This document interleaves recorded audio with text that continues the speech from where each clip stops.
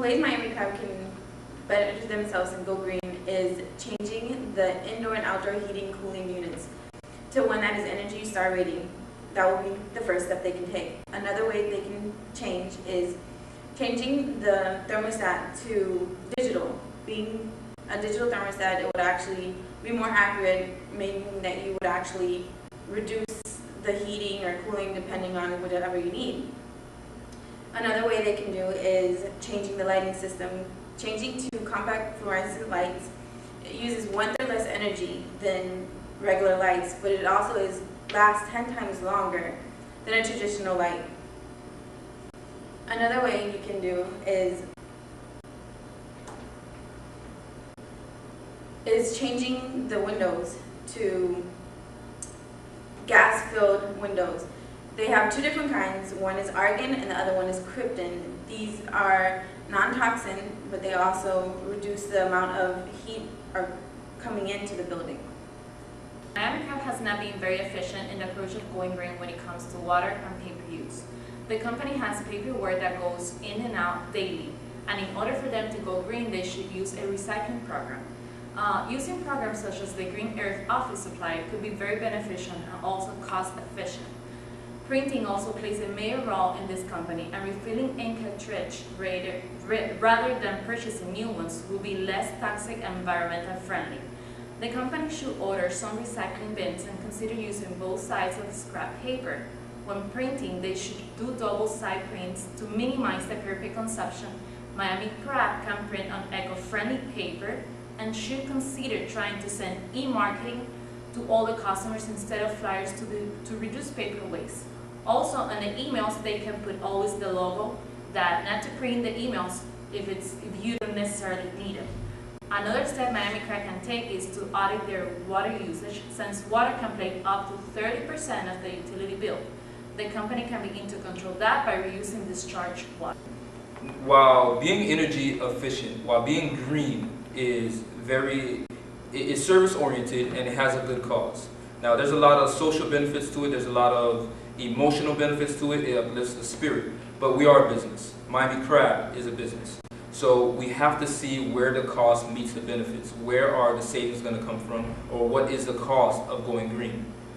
Now, when we were looking at the plan and we were devising ways to save money and how and what the cost would be, we saw that with their funds, they actually are able, with their savings, they are actually able to accommodate a lot of the recommendations that we gave them. We recommended actually a 5-year plan, a 5-year implemental plan.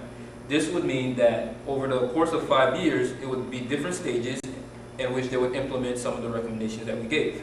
Now, starting with the first year, we'll be focusing, for instance, on smaller changes, which would be replacing lighting fixtures, smaller appliances to Energy Star and efficient appliances, as well as drafting new transportation contracts and replacing certain packaging. Now, we estimated that would cost $5,000 in the first year. Over the long run, we actually estimated an initial capital cost of about $85,000. Now, while that may seem steep, we also saw over the course of 3 years, there will be a return of $110,000. So it would take a full 3 years to see the savings, but after that, we also saw a permanent savings by the 5th year, a yearly savings of over $130,000 when you incorporate energy and waste. Some of the biggest cost items would be, for instance, the windows. There's a lot of large pan windows in the factory and in the building. It would cost about $1,500 to replace every window. With about 12 windows, it would cost $18,000 to replace the windows with installation fee of $3,000. Now, so that would sum up to be $21,000. We estimated that actually that would be one of the biggest costs and be one of the new capital fixtures along with the new AC system. Now, with that plan, with the 5-year plan, we actually saw how we would use and leverage a lot of the yearly savings from the previous implementations to cover the new costs. So, for instance, with the previous year of the savings from the new heating, the new light fixtures, we would use a lot of that savings and it would go towards a green budget. That green budget would thereafter be used for the next initiative. And one last idea we did have was what we call the green checkbox. Now, within each of those checkboxes are different ideas that they could implement over the long run. So they don't actually have to do every single recommendation that we give them when they say, because business is cyclical. We do know sometimes there's problems, but we do recommend that every year they check off at least 10 of these recommendations, and they would still be able, for each of them, have a net savings of at least $3,000 a year. What I would recommend to the management of the Miami Crack Corporation is that the objective can be categorized into environmental impact areas such as energy, recycling, accreditation, and waste management. Management should make it known that it's not a matter of bringing awareness by implementing this culture as part of their everyday work environment and living green.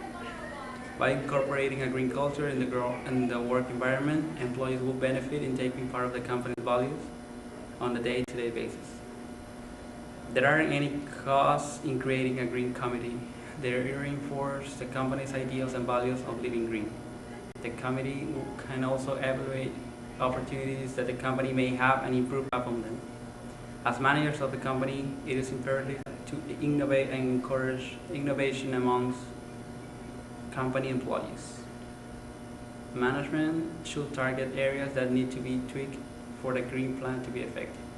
These areas should include product packaging and labels, remodify their main headquarters building structure, lighting, windows, insulation, wall paint, reduce paper usage and methods of recycling, and the use of e-marketing, new central heating, cooling, new LED exit lights, and green product for cleaning.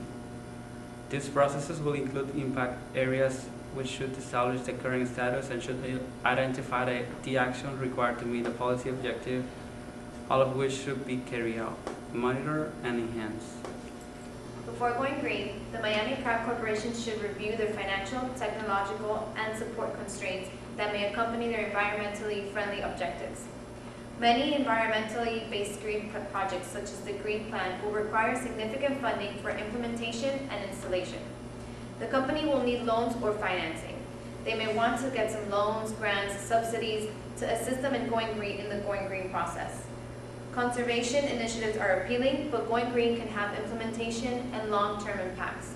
Though, as an end product, the payback for going green is going to be lower long-term expenses, which may divert money from investment savings, and over time the company will collect the benefits of the cost savings they will make. The Miami Crack Corporation can look forward to the tax incentives and credits that the government is going to give them as a form of help for the high cost relief of these green products. This is our green plan for the Miami Crack Corporation, and thank you for watching.